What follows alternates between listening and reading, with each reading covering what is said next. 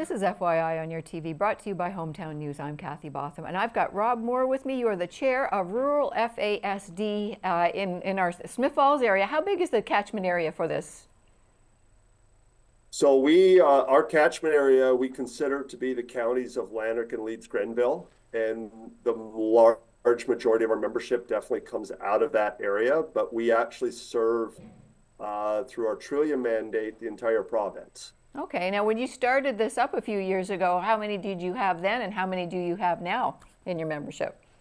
So the origin story is it was 5 years ago that there was 6 of us gathered around my kitchen table, and which represented 4 families at that time, and in the 5 years following, we're now at 260 families, serving around 600 people. That's amazing. That's amazing. Now, we should first start off too. What does FASD stand for? So FASD is the new clinical term that they just established just a few years ago. So it stands for Fetal Alcohol Spectrum Disorder.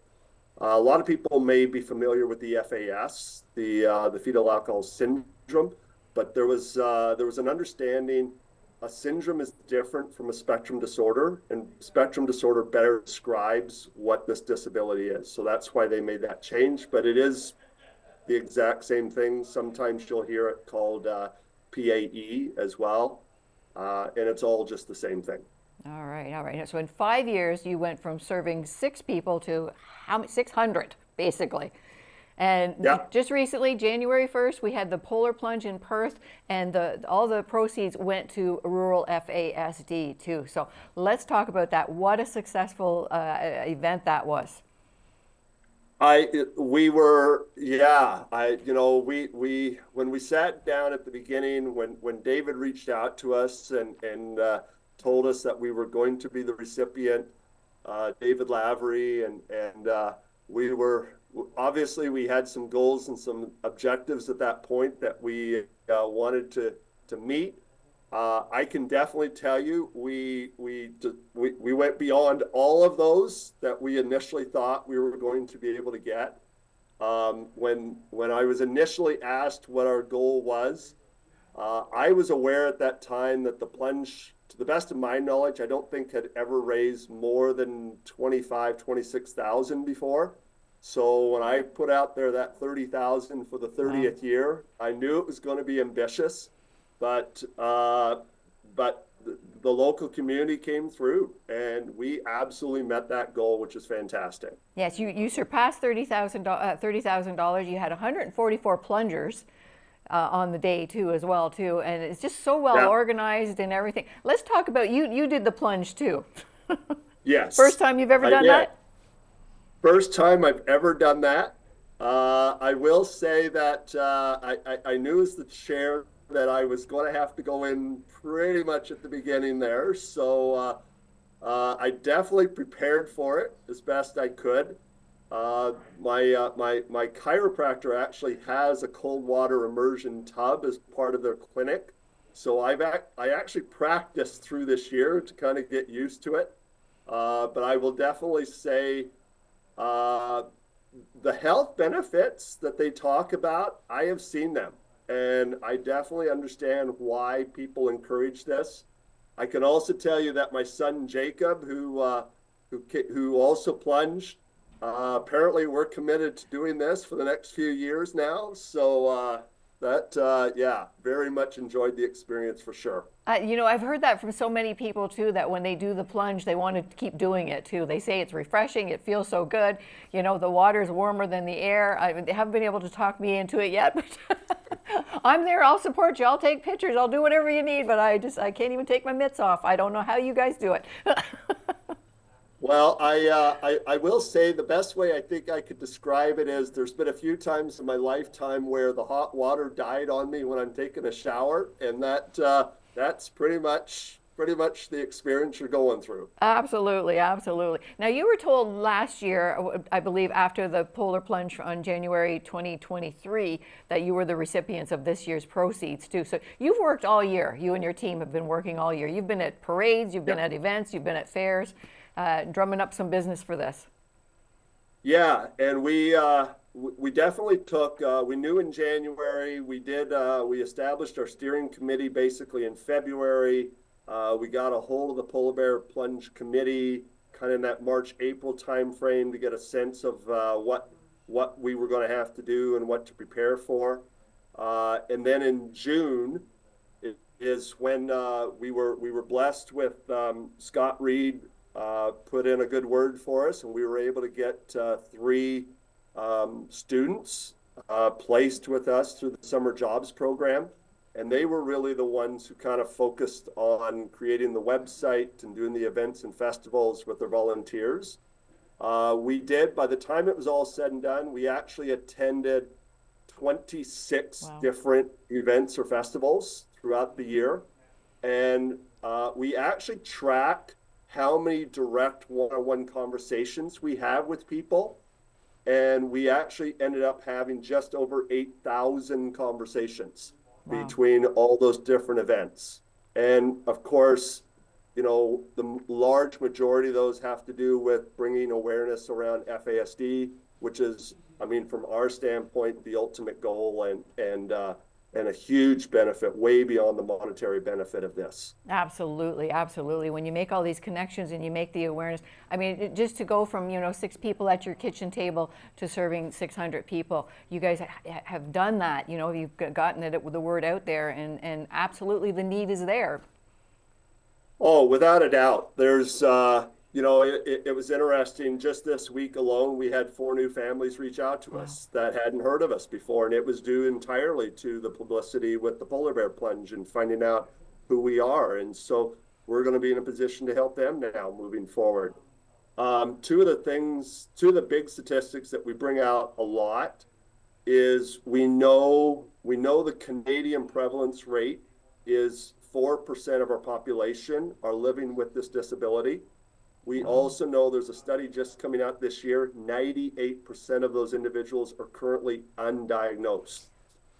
So it is, people are starting to become aware of the disability and what it looks like and how it can impact people, but recognizing very, very, very rarely are you going to meet someone who has actually been through the process of getting diagnosed.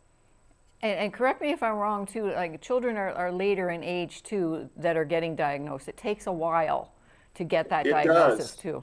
Yeah, one of the things that I think a lot of people don't realize in association with this disability is, at a minimum, just to get the diagnosis, there has to be documented evidence of childhood trauma from the social history standpoint, as well as at a minimum, 3 different disabilities. So there's going to be a physical disability, there's going to be a communication or language disability, and then there's going to be a cognitive or psychological disability, and that's at the very minimum. We have members whose children literally are living with 12, 15 different disabilities. And so it's a really, really complex one that,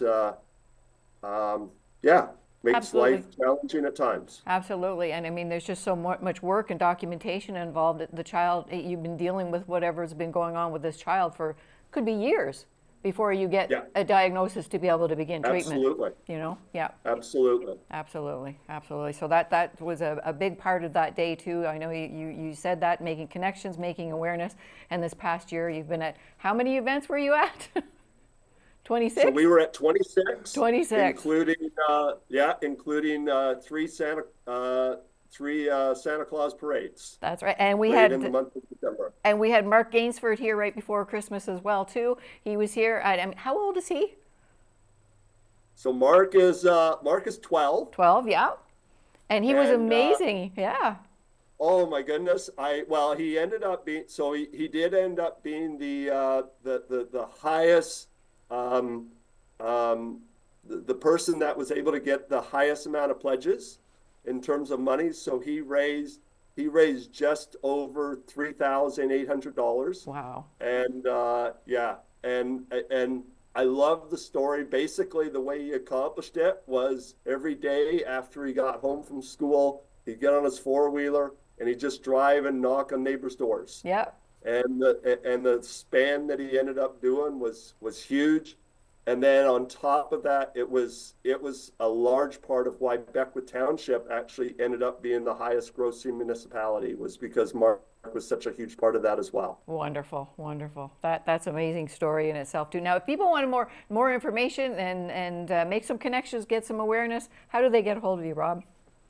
The easiest way to do that is through our website, which is just ruralfasd.ca, RURALFASD.ca. If they hit the contact, go to the contact page and put that information in, it will take them directly to our administrative assistant, Samantha, who then begins the intake process. People can certainly call the office as well. Also goes to Samantha, exact same process involved there. And then what ends up happening is, as part of that intake process, we're essentially looking at what supports the individual already has and what supports that might be a gap at this time. And so once we identify where the gaps are, then we really individualize the program depending on what they need. And we have so many wonderful community partners that we basically will put them in contact with. We walk with them during that transition period and make sure that they're getting the help that they need. Well, you're an amazing resource for so many people too. Just like we say, from 6 people to 600 in 5 years. That's amazing. Congratulations on the polar plunge in Perth. You did amazing. Over $30,000 raised, 144 plungers. You've made wonderful connections and made a great awareness for FASD too. So thank you very much for everything you do. Next year, the proceeds are going to, I believe, the hospice hub. I believe so, yeah. That's who's going to get it next year too. Then you're going to be plunging again next year? Jake and I will definitely participate. I don't think we'll be quite as involved from the organization standpoint, but I will say though that the other huge benefit of doing the plunge is this was really our organization's first opportunity to learn how to do a major fundraiser. So we may have some major news coming out here fairly shortly involving the next event that we're going to be involved in. Well, keep in touch. Keep in touch. We're Wonderful. here for you here at FYI. Thank you for joining us today, Rob. Rob Moore, the chair of Rural FASD. Thank you very much for joining us, and congratulations. Thank you so much, Kathy. It was my pleasure to be here.